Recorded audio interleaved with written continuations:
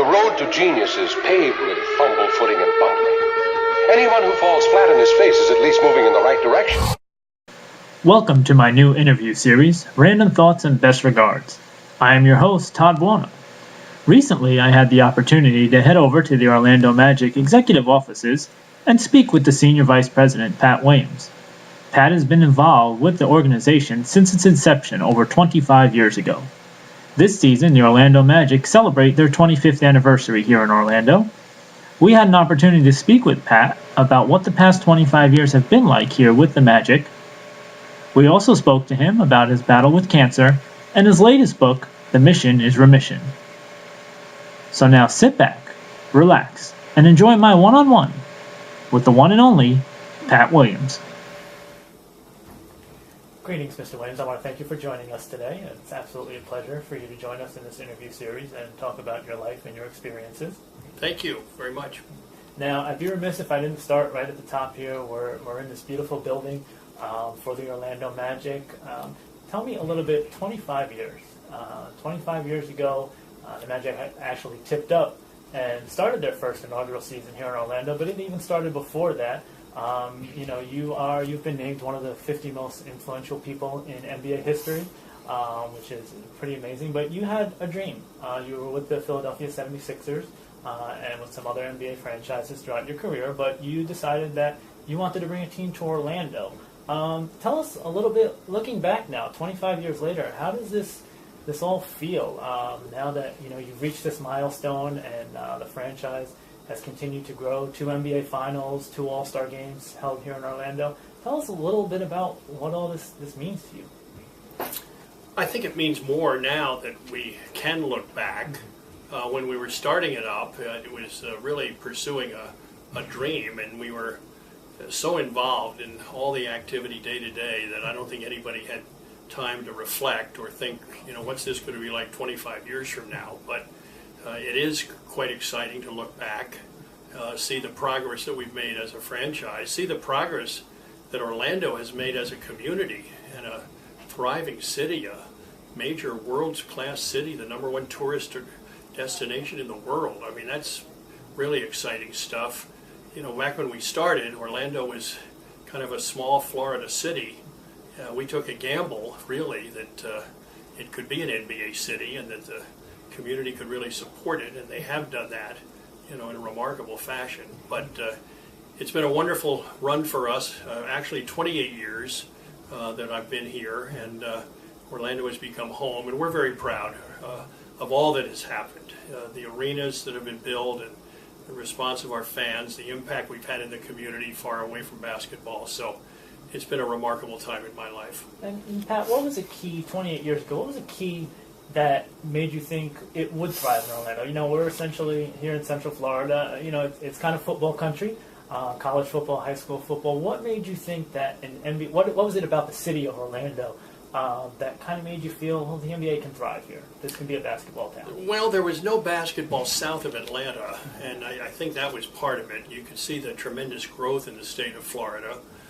Then Miami came along right at the same time we did, and the next thing you know, we're in a civil war here in Florida with Miami over who was going to get the team. We had no idea that they would take both of us, but I just had a hunch that there was no Major League sports here. The NFL was never going to come here. We tried to get baseball, and that on 2 occasions, and that didn't work. So it seemed that basketball was the logical sport, and as Orlando grew, somebody was going to end up here with some sort of a Major League sports team at some point. So it seemed to me that basketball was the one opportunity we had to make a run at it. I was intrigued with the central location of the franchise, or the city, right here in the heart of Florida. And then, of course, if it was good enough for Walt Disney years before, why would it not be good enough for the NBA as well? But it has worked, and the decision was the right one. The community got involved in a big way. Our season ticket base was enormous, and we've had terrific support here right from the beginning. There's a real love affair, I think, between the fan base and our basketball team, and that's going to continue. So there was a roll of the dice, no question, whether Orlando could make a run of it, but they have, and continue too. So it was the right call. A big thrill for me as an NBA fan, a college basketball and NBA fan, was coming into the 1992 draft.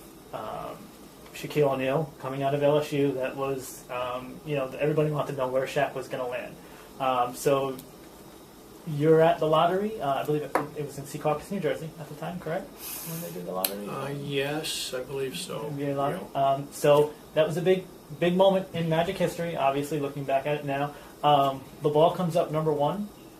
It's for the Orlando Magic. What at that moment, what was your thought? Were you guys pretty still open to who you might draft, or did you know at that moment that this was franchise defining and that Shaq would be coming in, Shaquille O'Neal, and that would turn the franchise? Well, it was a good draft. Alonzo Mourning was in that draft, Christian Laettner and others, but all I can tell you is there were 11 teams in the lottery up there, and they all had a Shaq jersey made up, in their colors and in their logo, all in a paper bag underneath the table, all 11 of us.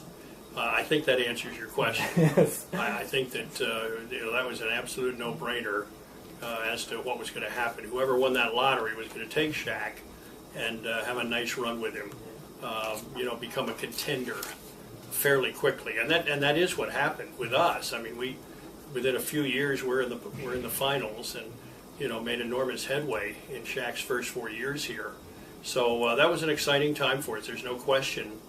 To win the lottery, it depends on a lot of ping pong balls bouncing right, but to win a lottery when there's a franchise-turning player in the draft, that's something you can't predict. But in this case, everybody knew that Shaq was the guy. We associate you so closely to the Magic, but even before the Magic, I mean, you're a man who's traded for Dr. J and Moses Malone. You drafted Charles Barkley while you're at Philadelphia. Just on a personal note, what was that like, drafting Charles Barkley? Was he, when you sat down and you talked to him and maybe, pre-interviews or whatever, he's obviously Sir Charles. We see him, in commercials. I watched him play, most of, all, if not all of his career as a young child. And to see him as a personality that he is now. Was he a quiet, humble guy back then, or was he the regular? Well, he wasn't what he is now. I mean, he now is just an absolute comedian and a household name. But even when we drafted him after his junior year at Auburn, I mean, he was a character, a big character. He was only about 6'5" at the most, weighed 292 pounds when we brought him in for his pre-draft visit. We told him to go home and lose about 20 pounds before he came back, and he did come back at 292.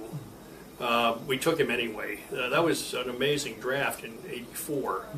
That was the Olajuwon draft. That was Michael Jordan, Sam Perkins. We had the 5th pick from San Diego in a trade, and there was Charles, and we took him. A little bit concerned, you didn't know quite what you're getting with this 6'4.5", 6'5" guy, 290 pounds. What position was he? What do you do with him? Well, as it turns out, he was a very short power forward, and who gave everybody fits. He could do it all. I mean, he dribbled the ball, he could pass the ball, he could rebound it, he could shoot it. I mean, there was nothing he couldn't do. A remarkable talent. Ended up as one of the 50 greatest players of all time, and had a really good run in Philadelphia.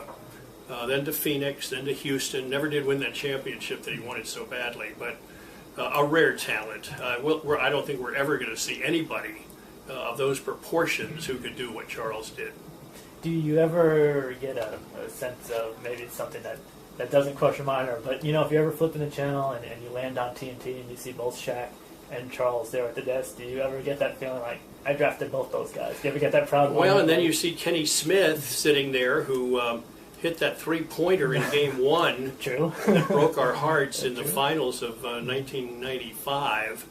So those three guys sitting there, I reflect on a lot of that. Steve Kerr, for example, pops up, and I remember we made a trade with Cleveland, gave up a second-round pick to bring Steve Kerr here. I remember making that trade with Wayne Embry of the Cavaliers, Steve lasted the 1 year and then went out as a free agent and had that incredible run with Chicago and San Antonio, got about a dozen rings, over time.